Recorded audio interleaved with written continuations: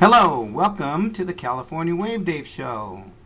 Today we have a reattached chain to the arm of the toilet handle to flush. And what happened today at this vacation rental was it wouldn't flush.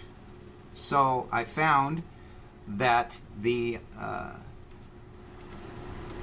hook here was detached, and then detached from a link at the bottom where the hook meets the chain, a link. There was a problem there.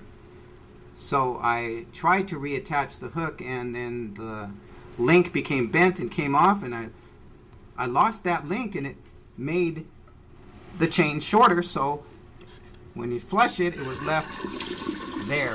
When you try to flush it, unflushable, even with one missing link. So the solution, a nifty vegetable bag tie from the grocery store, did the job. There you go. Now when you have a longer chain problem, you can use this, and that is a lettuce tie from the grocery store. Goes around your lettuce.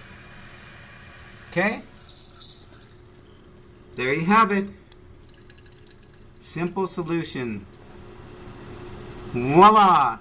Thanks for joining the California Wave Dave Show today on July 31st, 2020.